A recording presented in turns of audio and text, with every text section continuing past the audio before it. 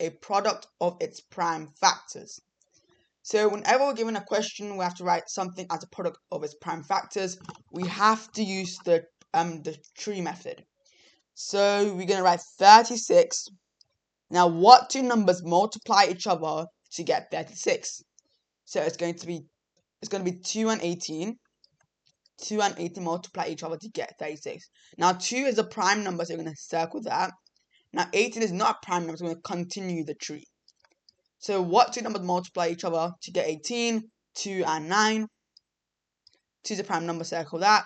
And then 3 and 3. Circle them. Now we know that we have to, it's going to be 2 times 2 times 3 times 3. And then we can simplify this to 2 squared times 3 squared. And that will be your answer. So, moving on to our next question, number 2.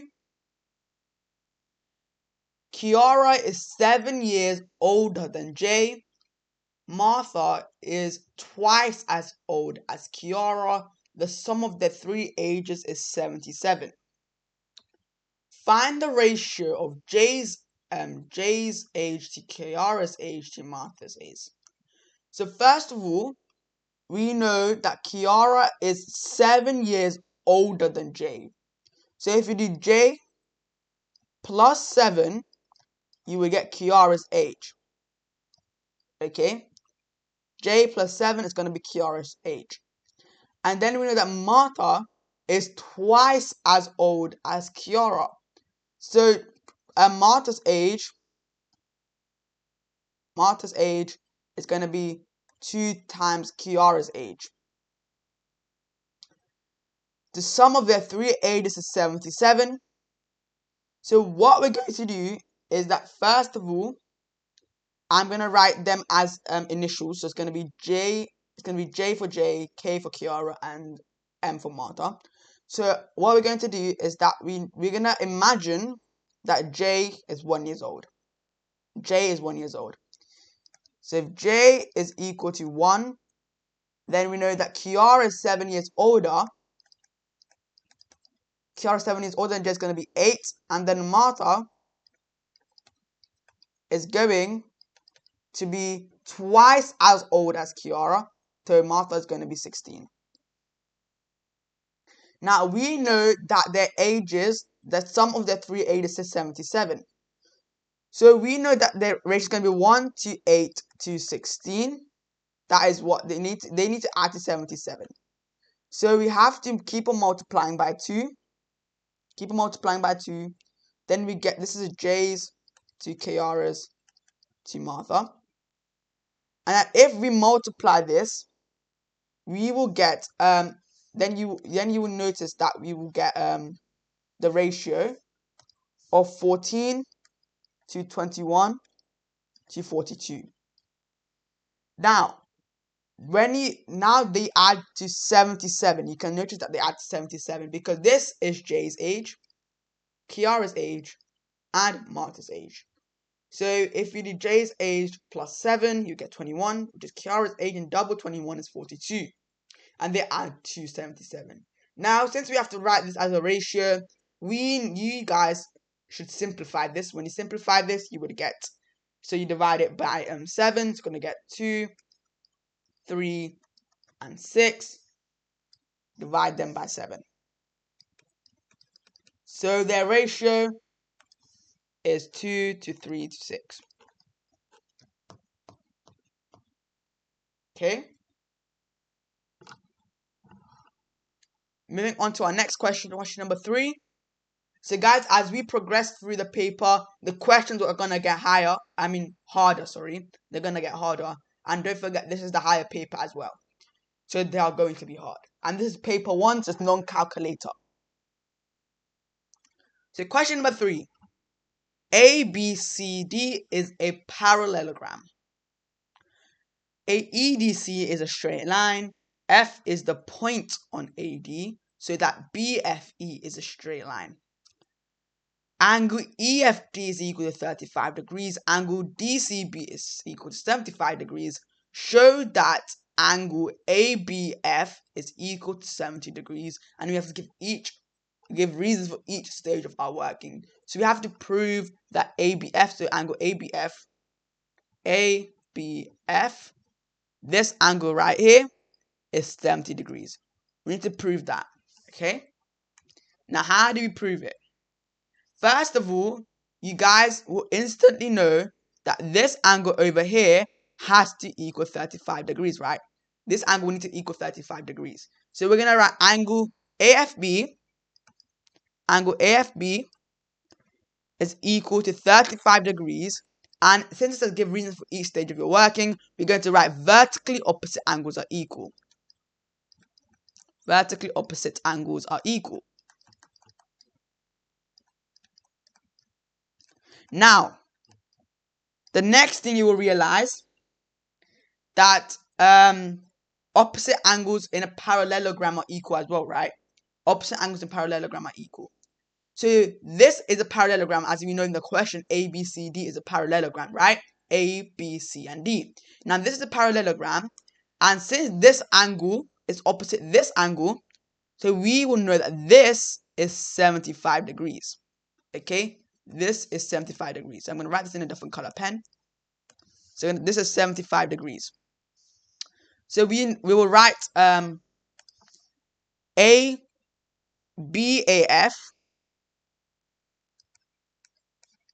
Angle BAF is equal to 75 degrees, and because opposite angles in a parallelogram are equal. Parallelogram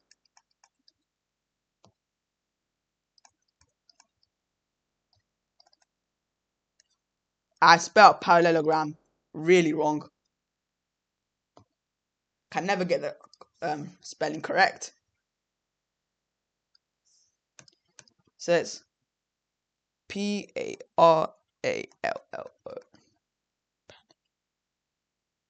So now we know that this is going to be 75 degrees. Now this shape makes a triangle. As you can see, this makes a three-sided shape. This makes a three-sided shape, okay? So this has to add up to 180. So now if we do 75 plus 70 plus 35, we get 180 degrees, showing that this angle ABF, is equal to 70 degrees. So we're going to write angles in a triangle sum up to 180 degrees.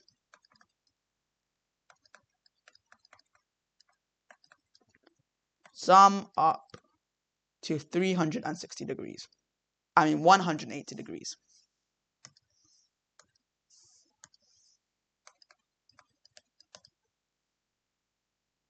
And that is going to be proving that ABF is equal to 70 degrees. So guys, before I move on to the next question, if you already haven't followed, please follow us. I do live every single day and you don't want to miss it out. So let's continue. So question number 4. The diagram shows a logo made from 3 circles. Each circle has center 0.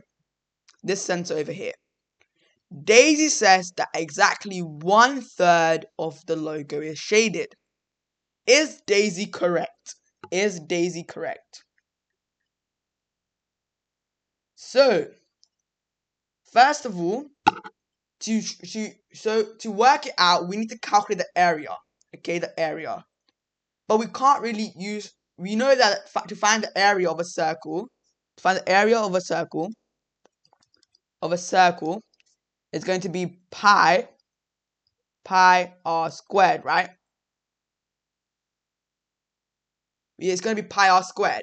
Now we're going to write our this area in terms of pi because this is a non-calculator paper, so we have to write it in terms of pi. So first of all, this is the big circle right over here, the big circle. So the big circle has a radius of 10, because if you do 4 plus 3 is 7, plus 3 is going to be 10 centimeters. Then the medium circle has a radius of 7 centimeters, and the small circle has a radius of 4. Okay? So we know that first of all, we're going to write the area of the big circle. So the big circle, so the formula is pi r squared. Pi r squared is going to be pi, the radius, 10 squared. And now if you do that, it's going to be 100 pi. 100 pi. Now for the area of the big circle, it's going to be 100 pi. That's the area of the big circle. Now the area for the medium circle,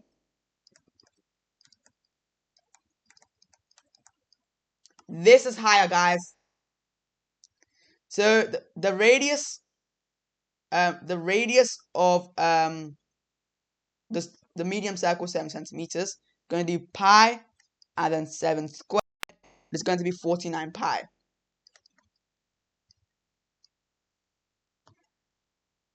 That's a pi sign. And then the small circle, it's going to be 4. It's going to be pi 4 squared. It's going to be 16 pi. Now we need to work out our shaded area.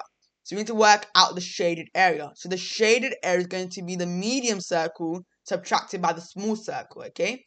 So the shaded area is equal to the medium circle minus the small circle. So the area of the medium circle is 49 pi. 49 pi subtracted by the area of the small circle, which is 16 pi. You would get 33 pi. Now that is the area of our shaded area. Now we need to work out our total area. The total area, we're going to do total area is going to be 100 pi because the whole big circle is 100 pi. So it's going to be the total area. Let's write down total area is equal to 100 pi. So then we're going to see that when you write it as a fraction, the shaded area over the total area, 33 pi over 100 pi, you will notice that this isn't 1 over 3. This is equal to 33 over 100, which is 33%. And this is not equal to a third. A third is 33.333%. So Daisy is incorrect. Daisy is incorrect. Is wrong.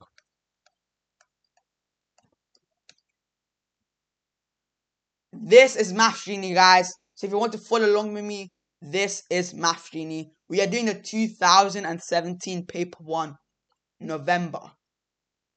So we're doing Edexcel.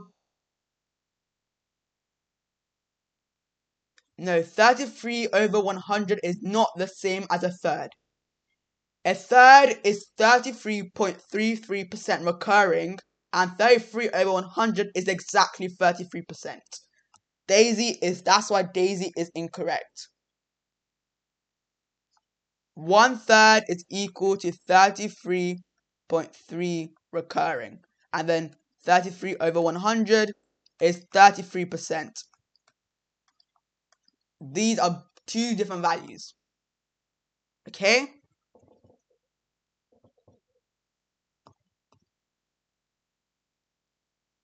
So let's continue. Question number 5. The table shows information about the weekly earnings of 20 people who work in a shop. Work out an estimate for the mean of their weekly earnings.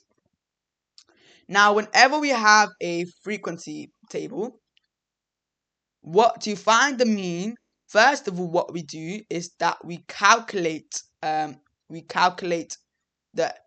fx, if you know what that means. Fx is always a new column that you always make. It's always this column multiplied by the frequency, okay? So the way we do it, when we're working out the estimates, we always calculate the midpoint of our the inequality, the midpoint. So let me quickly calculate the midpoint for each and one of them. So for this first one, the midpoint is going to be 200.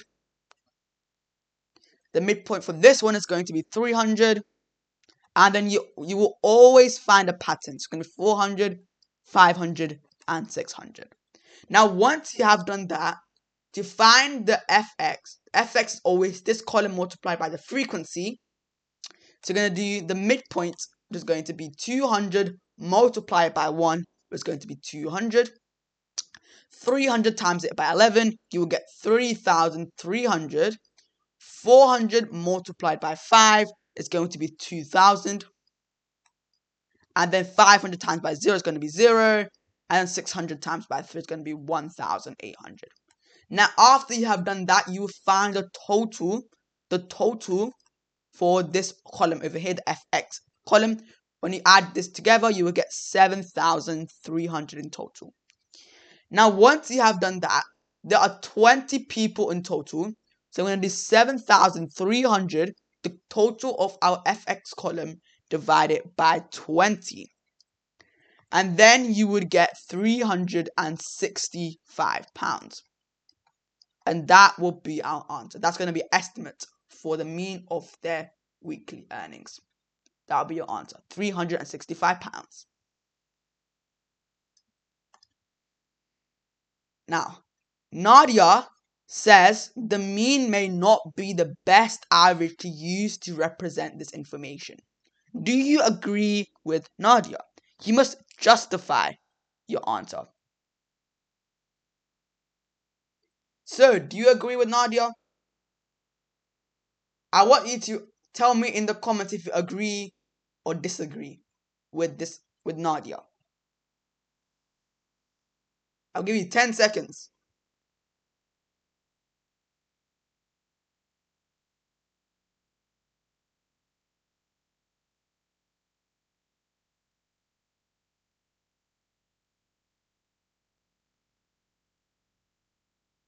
Okay. Do you agree with Nadia? Yes, I agree. The answer is I agree. Why is this? It is because if we do the median, you can see that it is being affected by extreme values. Our mean is being affected by like big frequencies, okay? Mean is being affected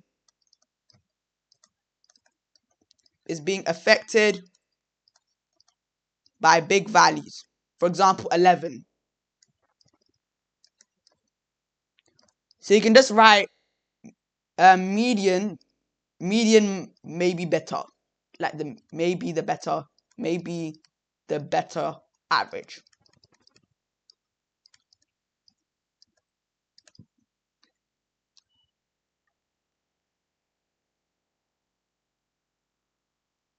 So, moving on to question number 6.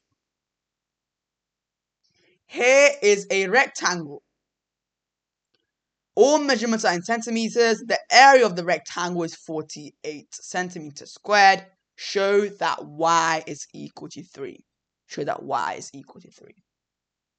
I don't do A-level, guys. I don't do A-level. I don't do A-level maths. So, first of all, you guys should realize that it's going to be 2x plus 6 times it by y. But the first thing we have to do is we have to find the value of x. To find the value of x, we know that in a rectangle, these two lines are equal in length, right? So we know that 2x plus 6 is equal to 5x minus 9. They are both equal in length. Now, once we know that, we can easily find out the value of x. So what we're going to do, going to minus 2x on both sides. So then we are going to get 6 is equal to 3x minus 9. And then I'm going to add 9 on both sides. And then you're going to get 15 is equal to 3x. And we know that x is equal to 5. Now we know the value of x. We'll substitute it into this expression. It's going to be 2, then x is 5 plus 6. 2 times 5 is 10, plus this is going to be 16. And then to find the area of a triangle, we'll do the length times the width, length times base times height, whatever. So do this times this, so it's going to be 2x plus 6 times it by the y. 2x plus 6 is equal to 16, it's going to be 16 times by the y. 16y is equal to 48 centimeters squared, right? So we want to show that y is equal to 3. So if we divide by 16 on both sides to find the value of y, then you would get y is equal to 3. Therefore proving the point there.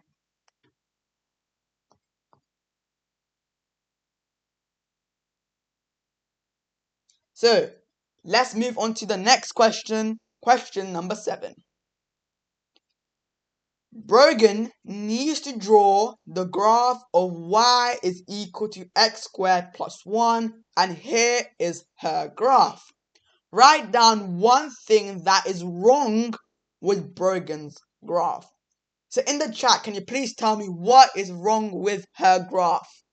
What is wrong?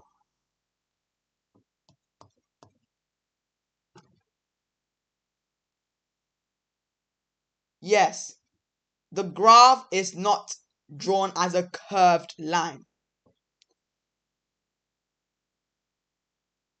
The graph should be a smooth line.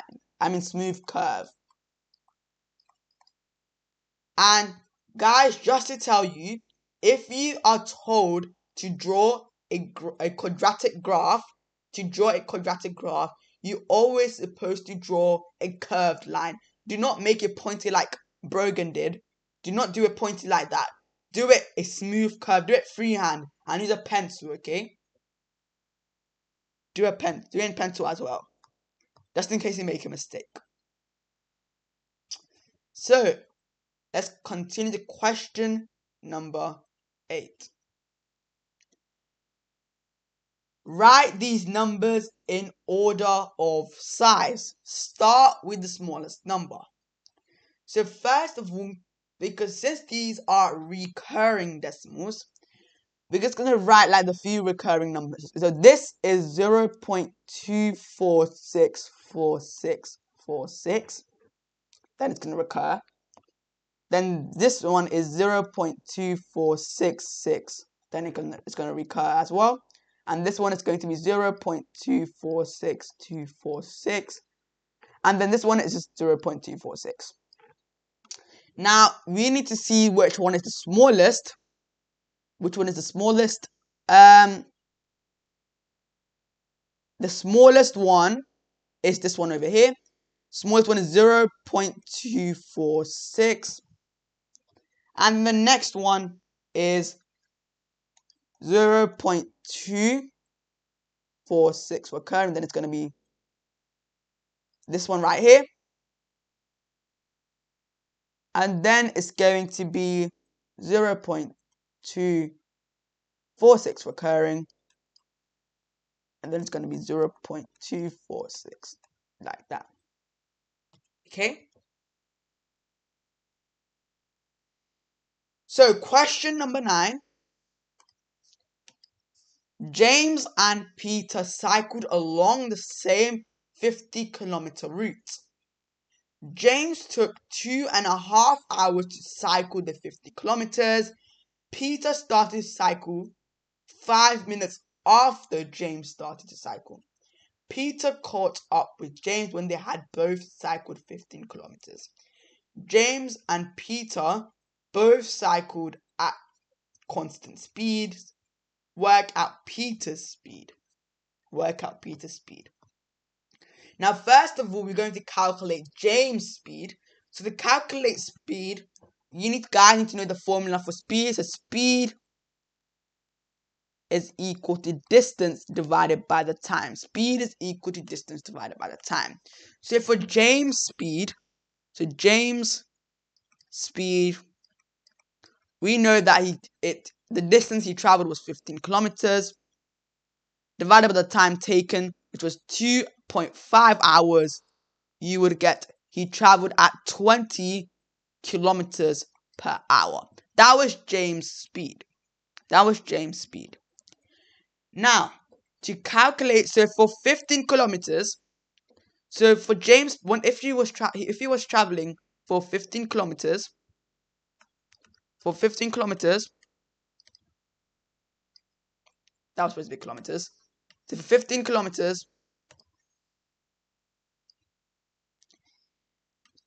the time is equal to distance divided by speed. So we're going to calculate time is equal to distance divided by the speed. So we're going to do distance, which was 15 kilometers, divided by the speed, which was 20. It took him 45 minutes. James took 45 minutes to travel 15 kilometers, okay? It took James 45 minutes to travel 15 kilometers, just to note that, okay? Now, for Peter caught up with James when they had both cycled 15 kilometers. So, it took Peter 40 minutes to cycle 15 kilometers. Peter took 40 minutes to cycle 15 kilometers.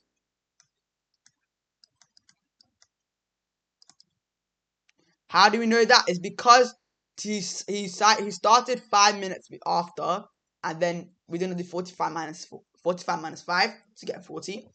So to calculate Peter's speed, we know that speed is equal to distance divided by time. So then we know that he traveled 15 in 2 over 3. The time taken was 2 over, it's going to be 15 divided by 2/3 is equal to 22.5. The answer is 22.5 kilometers. So well done, Poe, for getting that correct.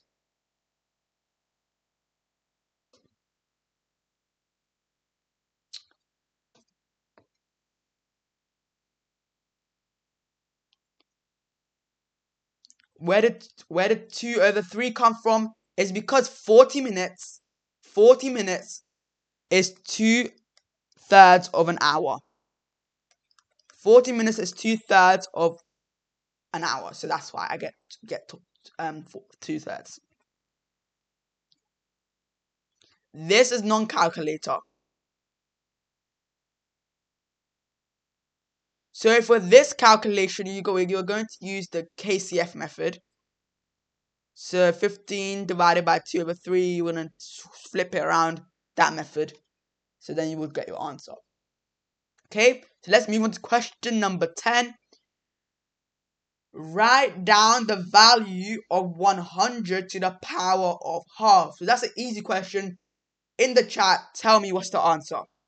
100 to the power of a half. Well done, guys. It is 10. Well done. Now, for part B, find the value of 125 to the power of 2/3. So what is the answer? Yes, it's 25, guys. Well done, 25.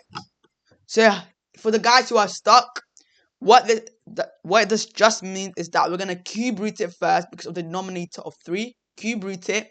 Gonna get 5 to the power of 2 left, and then 5 squared is 25. That is how you get 25. Now, question number 11. 3 teas and 2 coffees have a total cost of £7.80. 5 teas and 4 coffees have a total cost of £14.20. Work out the cost of 1 tea and the cost of one coffee.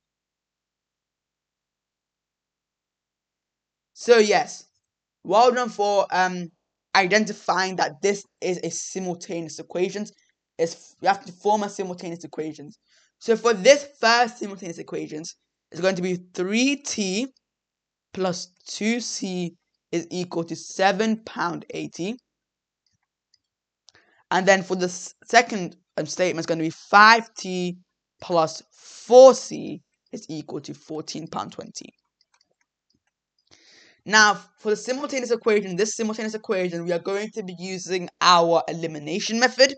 So we are going to make the t the same, okay? We're going to be making the t variables, the coefficient of t the same. So we are going to be multiplying this equation by 5 and this by 3. So when you multiply this, you will get 15t plus 10c is equal to 39. And then you can do 15t plus 12c is equal to £42.6. £42.16.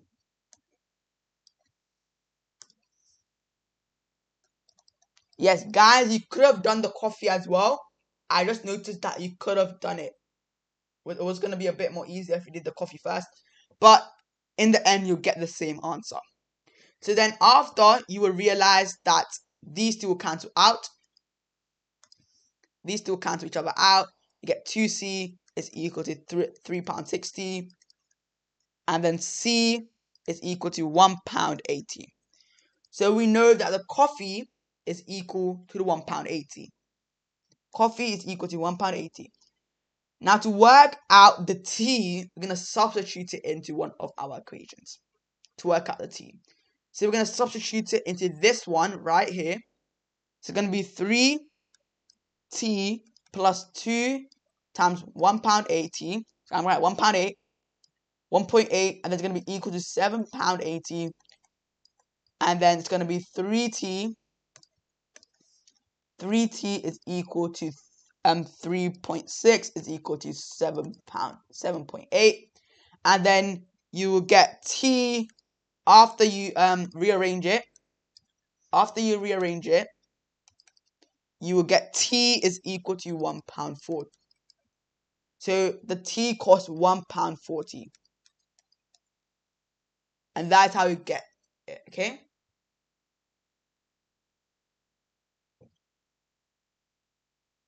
Yes, basically, I did take it away. I did take this away. I just flipped it around. So I did 12c minus 10c and I did £42.60 minus 39. Okay? It doesn't matter. It doesn't matter which way you subtract them. You'll still get the same answer. Because if you did 10c minus 12c, you get minus 2c.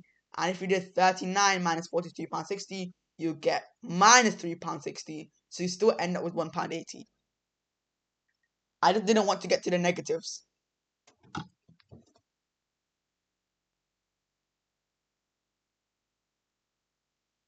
So moving on to question number 12. The table shows information about the height in centimeters of a group of year 11 girls. Draw a box plot for this information. Draw a box plot for this information. So, first of all, we know that the upper quartile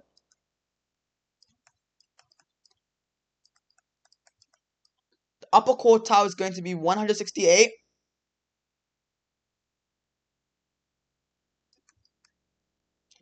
And then the highest is going to be 174. Whenever we're doing box plot, just get the upper quartile and the highest value, and then you plot it like this. So it's going to be a bit hard for me to draw this on the computer, but I'll try my best to be as accurate as possible. So gonna be somewhere around here.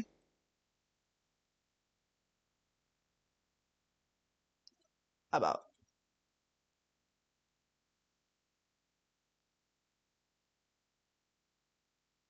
there.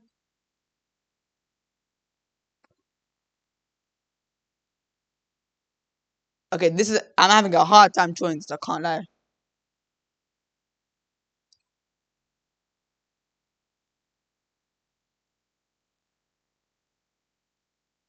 Hey guys, my finger's looking horrible. But um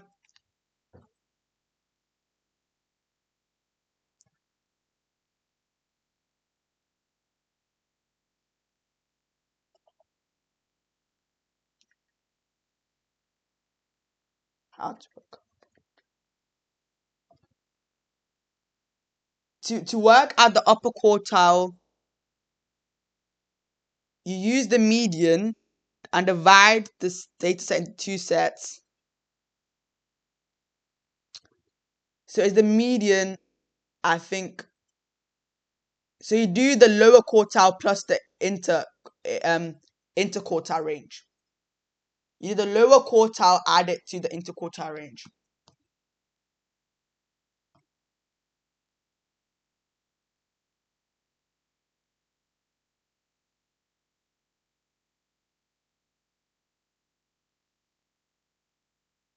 Yes, I did this plus that.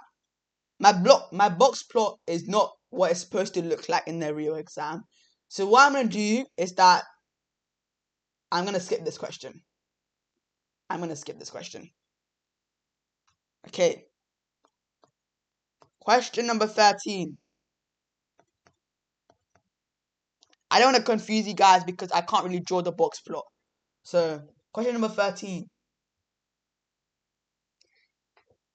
A factory makes 450 pies every day. The pies are either chicken pies or steak pies. Each day, Milo takes a sample of 15 pies to check. The proportions of the pies in the samples that are chicken is the same as the proportion of the pies made that day that are chicken. On Monday, Miller calculated that he needed exactly 4 chicken pies in his samples. Work out the total number of chicken pies that were made on Monday. So, each day Miller takes a sample of 15 pies to check. So, the proportion of the pies in samples that are chicken is the same as the proportion of the pies made that day on chicken. So, we know that it's going to be 4 out of 15. So he does 5 pies to check. 4 out of 15. And then total number of pies that were made on Monday, 450 every day, times it by 450, you'll get 120. Now, since this is a non-calculator paper, you do 450 divided by 15, you'll get 30. Then 30 times by 4 is 120. Now, on Tuesday, the number of steak pies Milo needs in his sample is 6. Correct the nearest whole number. Milo takes at random a pie from the 450 pies made on Tuesday. Work out the lower bound for the probability that the pie is a steak pie.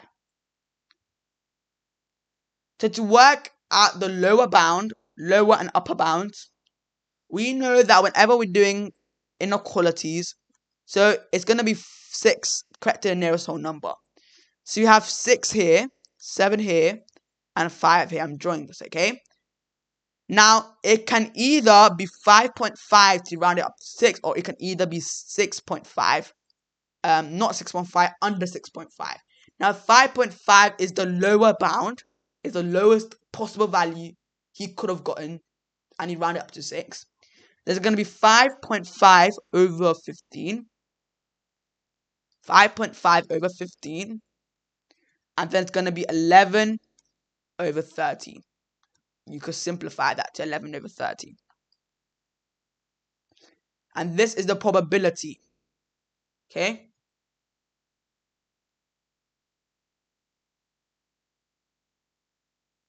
Let's move on to our next question. Question number 14.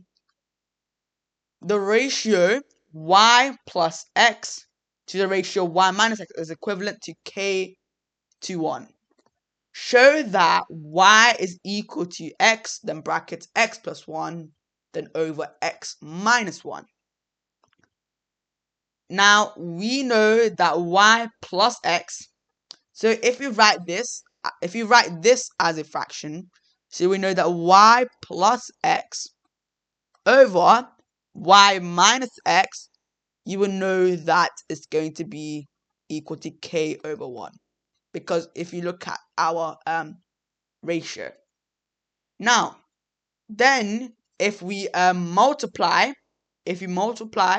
by y plus x to get rid of actually we'll multiply y minus x, multiply by y minus x times by y minus x on both sides.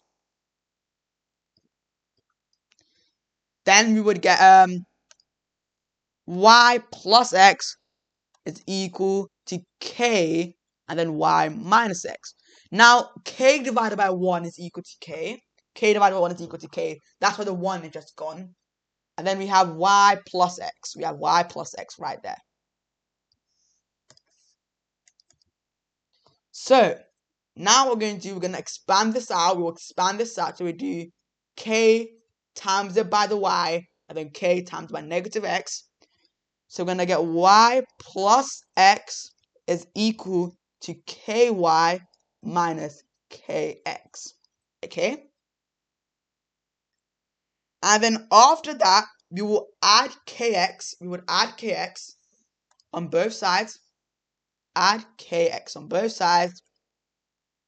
And then you're going to end up with y plus x plus kx is equal to ky.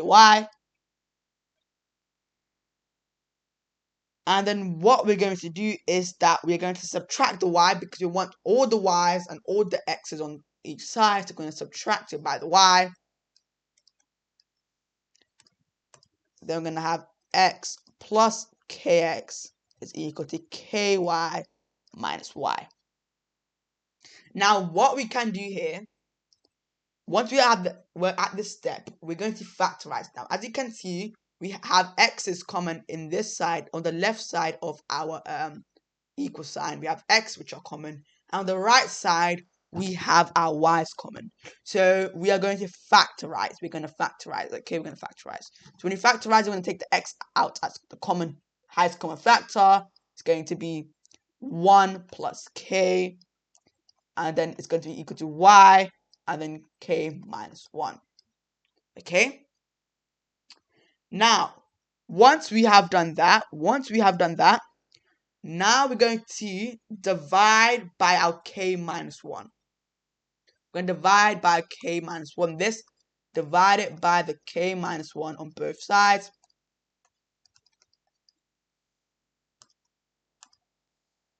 And we're going to get y is equal to x and then 1 plus k over k minus 1.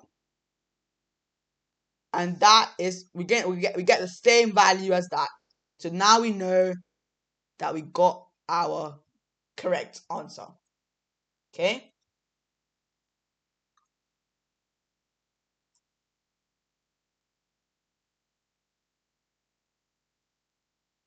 So let's move on to question number 15. X is equal to 0.436 recurring. Prove algebraically that x can be written as 24 over 55. This is the easiest 3-marker you could ever get in your maths exam. Literally. First of all, I've gone through this so many times in my life. Literally. Now, first of all, we will know that we can write 0.436 and recurring like that, which is equal to x. We're going to write this as equal to x. Now, we're going to write 10x now. We're going to multiply by 10, and we're going to get 10x. We're going to get 4.36 recurring like this, okay? 10x. Now, we are now going to times it by 100 one more time. So we're going to get 1000x, which is going to be equal to 436.36 recurring. Now, what we're going to do now, as you can see, if we do 1000x minus it by 10x, you will notice that our recurring decimal places will cancel out. So we're going to do 1000x minus it by our 10x, okay? So if you subtract them, we are technically doing 436.36 recurring, subtracting it by 4.36 recurring. And then you would get 432. You get 432. So now we know that 432 is equal to 990x. 432 is equal to 990x. So now we're gonna write this as a fraction.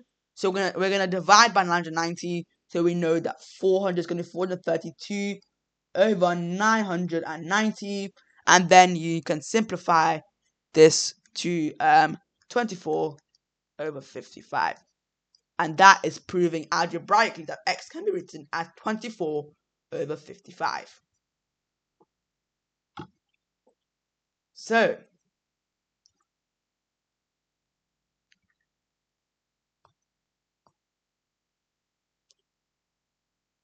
this is Math Genie, guys.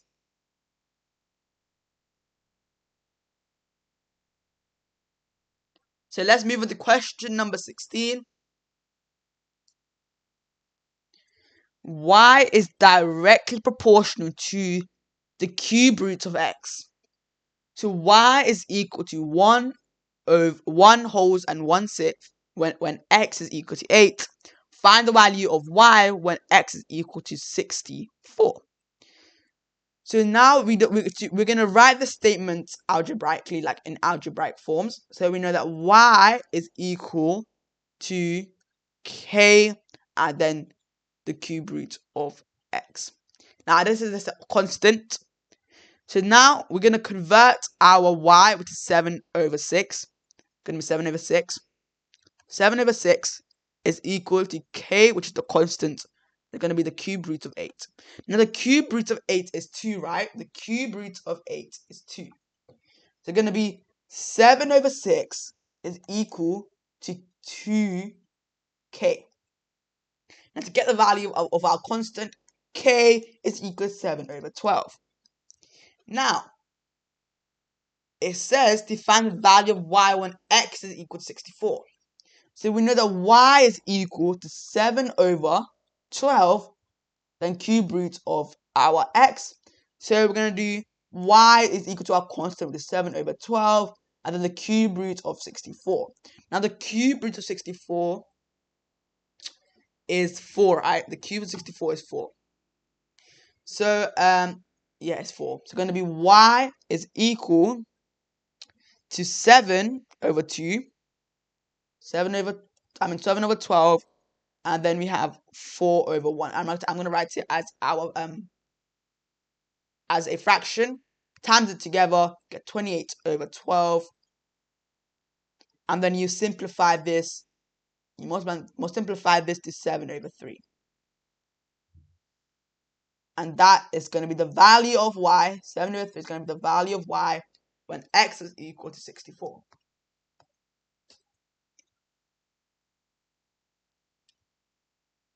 So, let's move on to question number 17.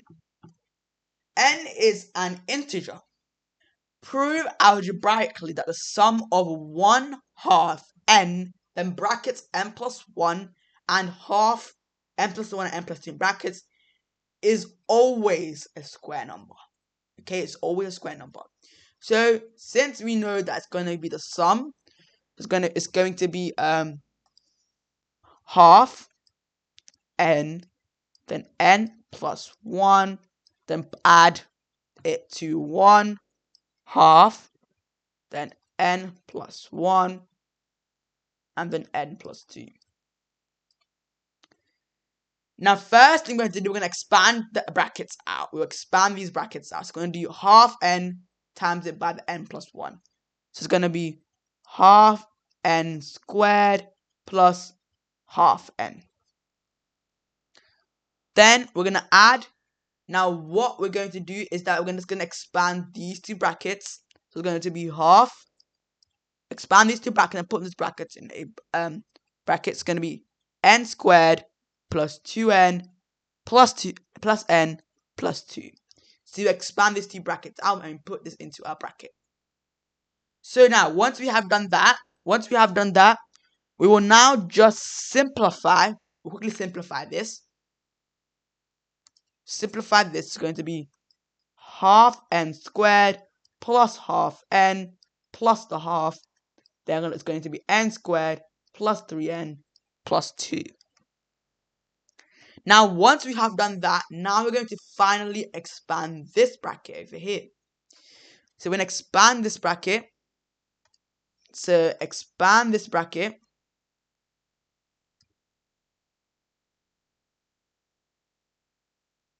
So expand that. So it's going to be, keep everything the same. Half n squared plus half n. Then expand is going to be plus half n squared. It's going to be half times half n squared plus 3 over 2n. Then plus 1, because half of 2 is 1. Now, once we have done that, we will simplify this. Now, when we simplify this, when we do half plus half, you get n squared, right? So simplify this to, we have a like term of this thing. So these two are like terms. So it's going to be n squared for that. So half plus half is 1. It's going to be n squared. And then we do this. We do a half plus 3 over 2. It's going to be 2n. A half plus 3 over 2 is going to be 2n. And then going to be the plus 1. Okay. Now, once we have done that, now we are going to factorize this. We're going to factorize that. So in the factorize this is there we have a square. So we're going to factorize this into double brackets, okay? Double brackets. Going to be two brackets like this. There's going to be n over here and n over there. So it's going to be plus 1 and plus 1. Now, since these two brackets are the same, we will literally be allowed to write it as n plus 1 squared. Now, since this is a squared sign, it says prove algebraically that the sum of this is always a square number. So we can literally prove it, because as you can see, we get a squared over here. So this is just proving it, okay?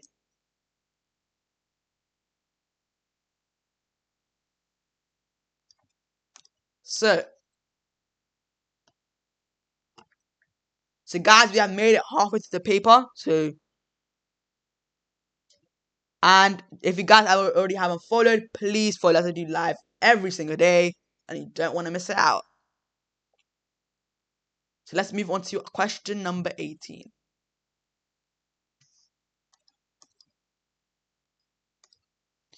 So, enlarge shape P by a scale factor of minus half with a center of enlargement of 0, 0. Label your image Q.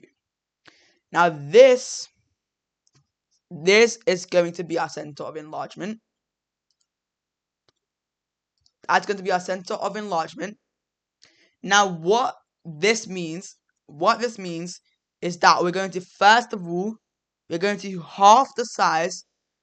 So we're going to half our size of our triangle, and then this negative sign means that we're going to flip it. Okay, we're going to flip it. So with the center of enlargement, what you would do is that we're going to draw a straight line, passing through. Now this isn't straight. Now when you're using a ruler, it's supposed to be okay. It's supposed to be straight. So then you guys know what I mean. So you do it like that, and you do something like this. And then when you flip it around, so you do half of it. So this is going to turn into 1. So then you get your it's going to be over here. So I'm going to do a different color pen. So it's going to be here.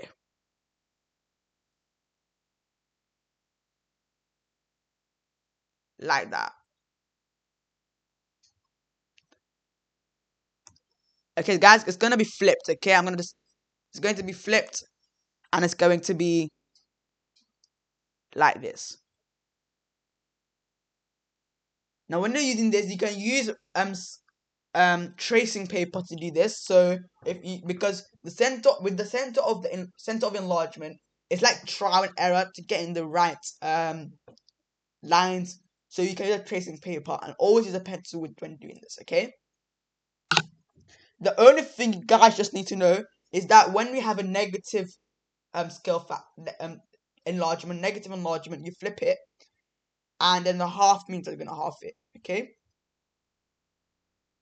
So let's move on to question number 19. So ABCD is a rectangle.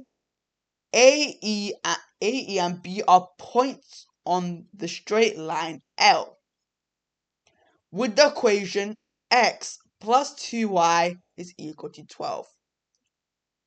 And A and B are points on the straight line M.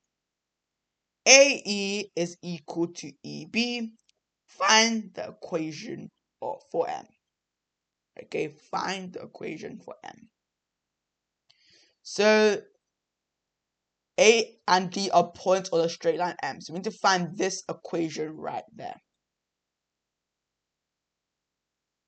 So first of all, what we're going to do is that this equation right here, our format for a straight line equation, our format you guys need to know that is y is equal to mx plus c. Okay, this is our go-to format for a straight line graph. Okay.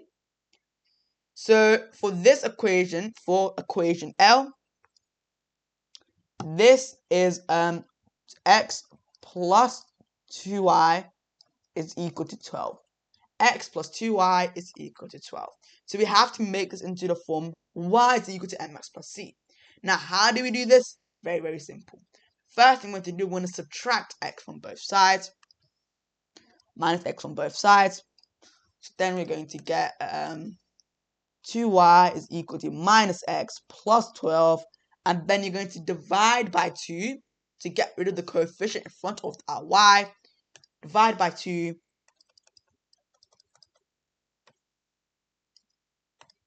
And you're going to get y is equal to minus half x plus 6.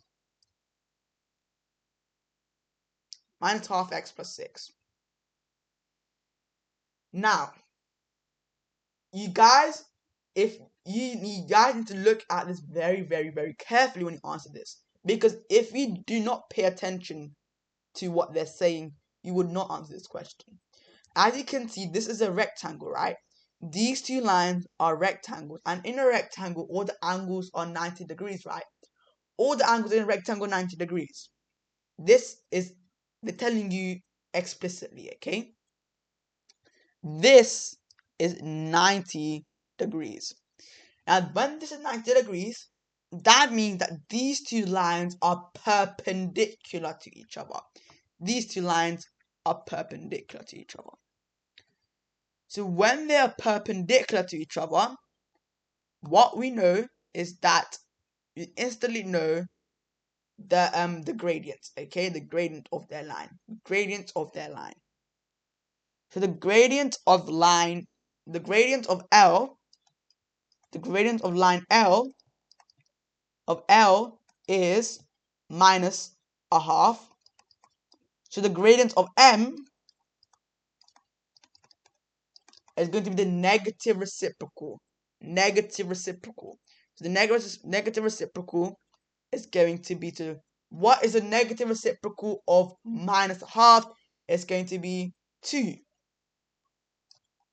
That is our gradient for our line. So it's going to be gradient. So the gradient to the line, so the equation for line M is going to be y is equal to 2x plus c. Now, what we need to do now is to find the value of c. How do we find the value of c?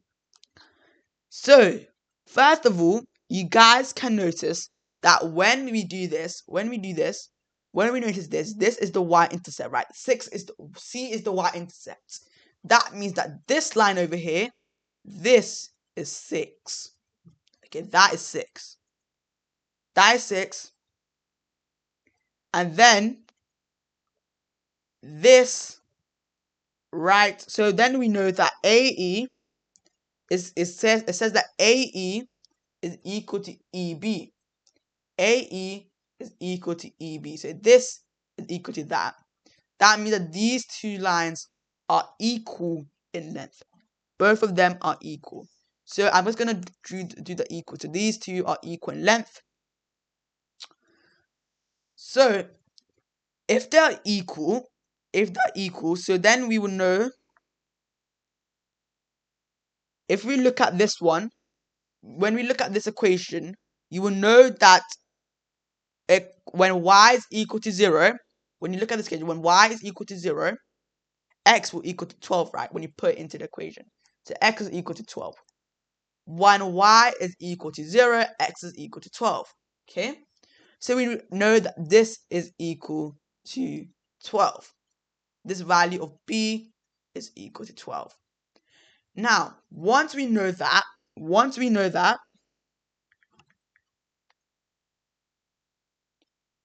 you will know that the coordinates where they intercept, this is 12 and this is 6. You would use Pythagoras to work it out, I think. It's going to be Pythagoras. So it's going to be 6 squared plus so then you use Pythagoras and then you'll get this intercept. This intercept is equal to 12 and negative 12. Minus 12 and 12.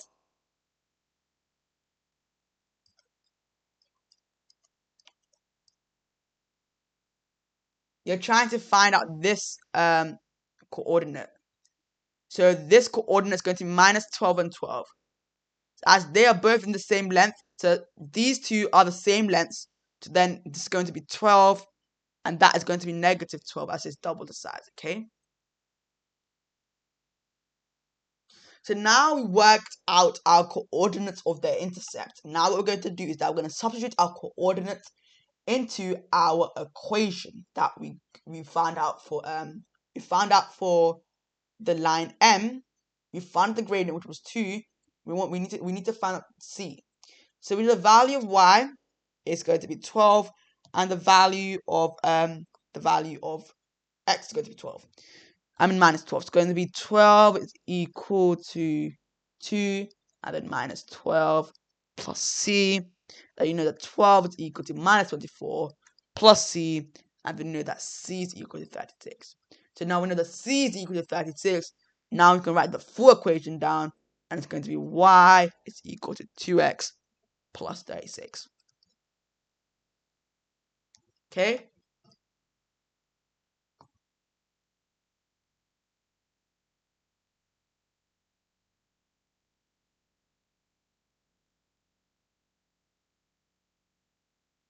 Now, let's move on to question number 20.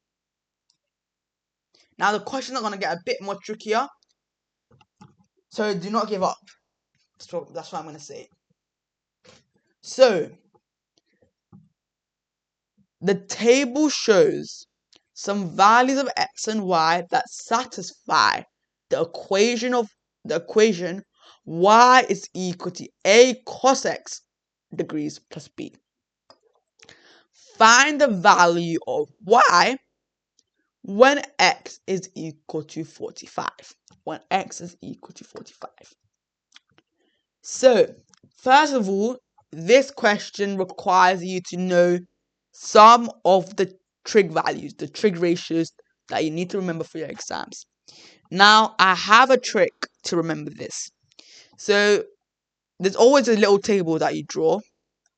If you want to remember the sine and the cos ratio, and it's always this square root sign, and then you write 0 degrees, 30 degrees, 45 degrees, 60 degrees, and 90 degrees.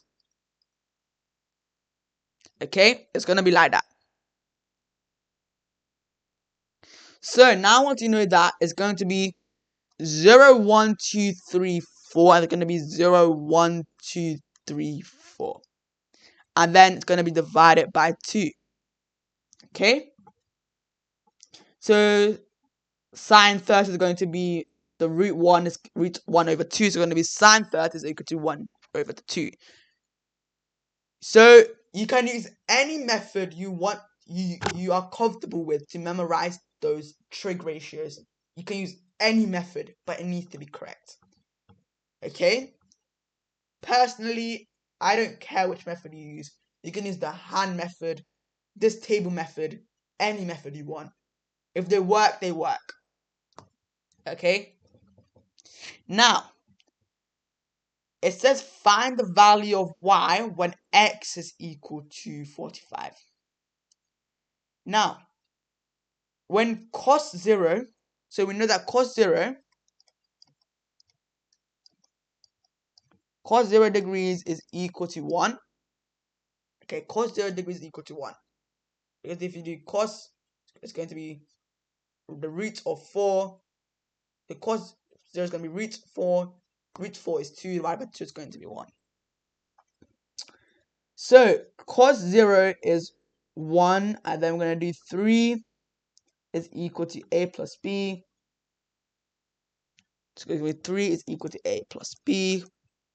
So, this over here is going to be, so we know that cos 90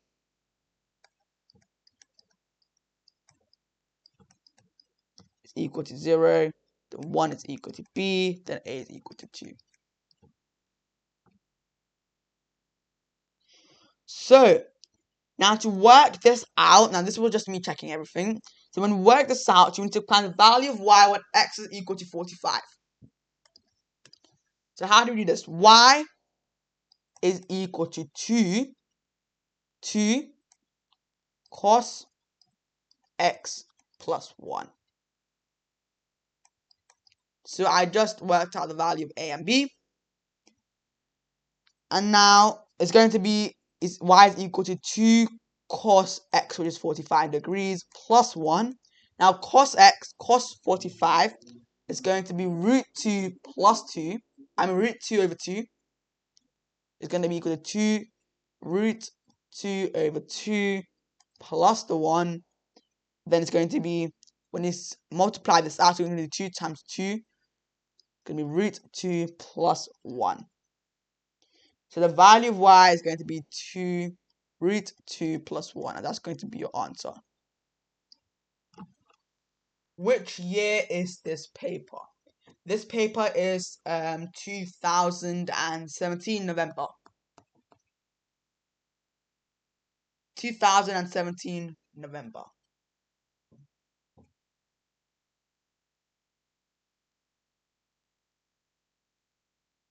Okay. So question number 21. Show that 6 minus root 8 divided by root 2 minus 1 can be written in the form a plus b root 2 where a and b are integers.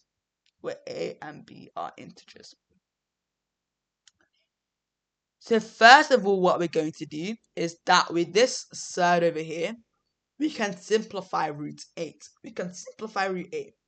So this root 8 over here, we can simplify the third to, we can break this down to root 4 times it by root 2. And then this root 4 can be broken down to 2. So the square root of 4 is 2, right? It's going to be 2 root 2. 2 root 2. So 2 root 2, so the square root of 8 can be written as 2 root 2. And now what we're going to do is that we're going to replace 2 root 2 with that. It's going to be 6 minus 2 root 2. 6 minus 2 root 2 over root 2 minus 1. Now, why did I just simplify it? Because then we have the same roots, okay? So that's going to be easier. So in the chat, can someone guess what we're going to do next? We simplify this. We got 6 minus 2 root 2 over root 2 minus 1. What are we going to do next? What are we going to do next?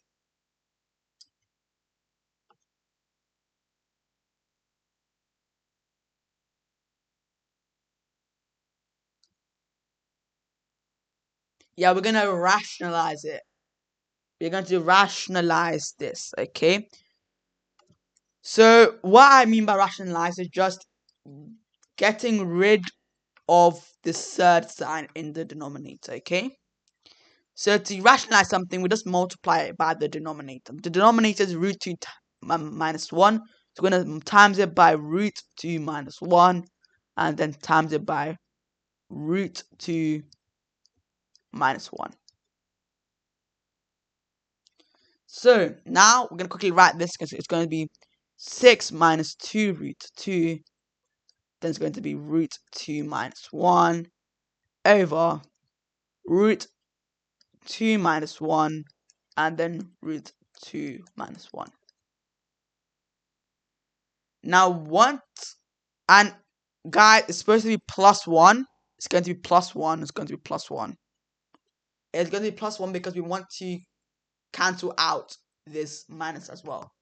So we're gonna add it, okay? So now once we got that, now we're gonna expand it out. So you need to be comfortable with expanding thirds, okay? So we're gonna do 6 times root 2, and you're gonna get 6. I'm gonna use a different color pen so then it doesn't get messy. It's gonna be 6 root 2 plus 6 minus 4, then minus 2 root 2 over 2 plus root 2 minus root 2 minus 1. Now once you have done that, you will simplify this even more.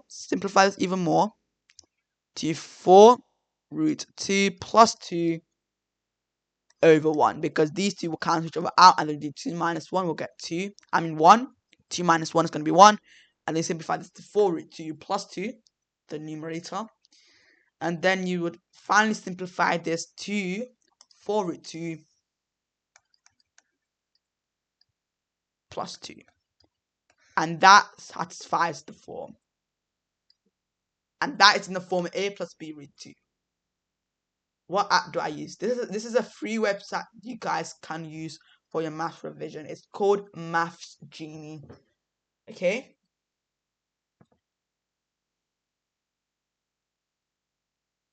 It's this year 6 maths.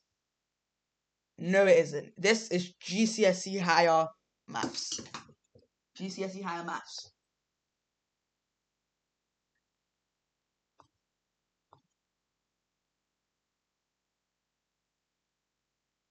I think, Alex, you were joking, right? So let's move on to question number 22. So we only have 2 more questions, guys. And I think both of those 2 questions are 5 markers. Mostly in the higher paper, the last 3 or 2 questions are the 5 markers that you can't miss out. Okay? So the two triangles in the diagram are similar. There are 2 possible values of x. Work out each of these values. State any assumptions you made in this working. So it says both of these are similar, right? They are similar. So the total for this is 15. This total for this is 15 centimeters. Okay. Now we need to work out the value of x. The 2 possible values of x. We need to work out one of them. Actually, we have to work out both of them. So let's work them out. So what we're going to do is that we know that 15 is this, so both of these shapes are similar. What I mean by similar, I mean they're similar. So that means they're going to be like proportional to each other. It's going to be 15 over 12. Simplify this to 5 over 4. Now we're going to do 5 over 4 times it by the 8. So we're going to 15 over 12 times it by this 8. And then you would get 10 centimeters.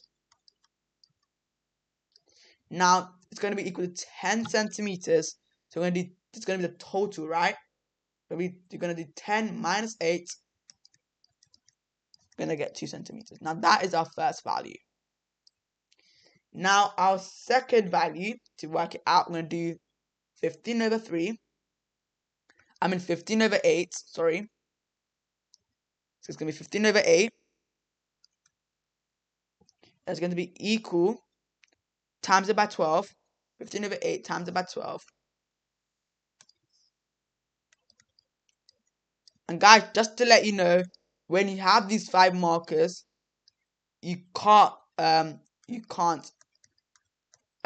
rush them, because you can make a mistake and then your 5 markers is just gone. So your two values of x is 14.5 and 2 centimeters, okay? So guys, let's move on to our last question. And this question, the total marks for this paper is 80. So here is a rectangle and a right-angled triangle. All measurements are in centimeters. The area of the rectangle is greater than the area of the triangle. Work out the set of possible values of x. Now, first of all, we know that the area of the rectangle is greater than the area of the triangle. So to work out the area of the triangle is length times the width. It's going to be x minus 1, then 3x minus 2, which is greater than this. That's going to be length, base times height divided by 2. So base times height is going to be 2x squared divided by 2 is going to be x squared. Now that is the area of the triangle as an expression. So x minus 1 in brackets, then 3x minus 2, which is greater than x squared. Now, once we have done that, you expand this out. When you expand this out, you do x times 3x. You're going to get 3x squared. Then x times minus 2, you get minus 2x. Minus 3x, then plus 2, which is greater than x squared. Now, once you have done that, you notice that this is going to be a quadratic. This is going to be a quadratic. Now, quadratics are always need to equal 0 to answer them. So I'm going to subtract x squared from both sides.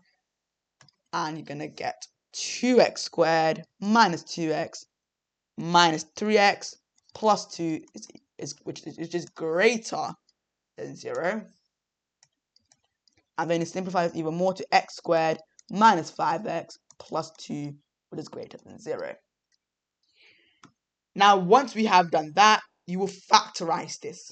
When you factorize this, the two common numbers, as you can see, we have a coefficient over here, so we're going to use the AC method. The AC method is going to be 2 times 2, it's going to be 4. So to get 4, it's going to be the AC method. 2 times 2 is going to be 4. What two numbers multiply each other to get to 2? What two numbers multiply each other to get to 4, but they add to get to negative 5? It's going to be negative 1 and negative 4. Going to be 2x, negative 1, and then 2x, and then going to be negative 4. So if you add them, you're going to get, and make sure you're going to have the x, okay? Actually, you're not supposed to have the x. Why is it x squared at the start? So at the start is x squared. Is x squared because when you find the area, right? When you're finding the area,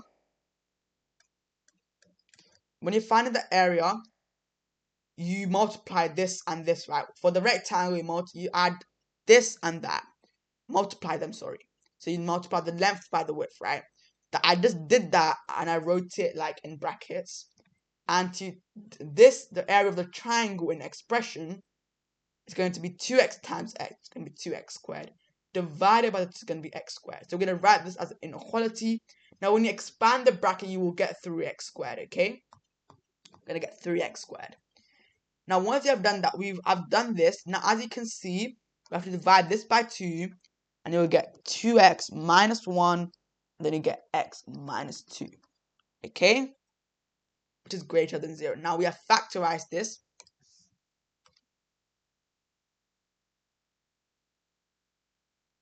This is equal to 0. Now we know. Now you know that now you can work out that x is equal to a half and x is equal to 2 because they have to equal to 0.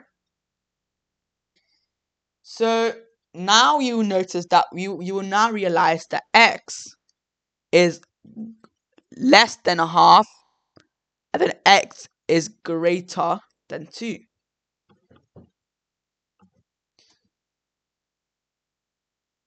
So we know that it's going to be this one because x can't be less than a half, okay? It's going to be this one.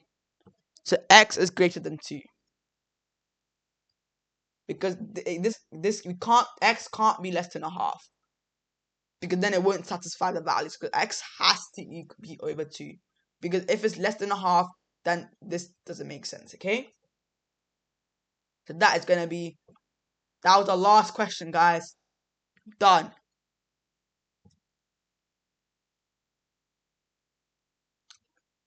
So we finished this paper in 1 hour and 20 minutes. Finished this whole paper in 1 hour and 20 minutes, guys. And the actual exam, you would have 1 hour and 30 minutes. Actual exam, you would have 1 hour and 30 minutes. And we didn't even skip any questions. Amazing. Thanks for watching, guys.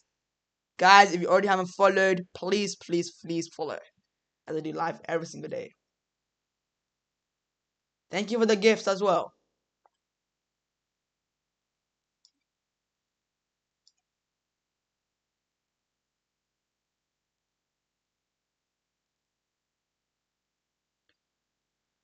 So that was it for today, guys. So today we did a whole GCSE Maths higher paper.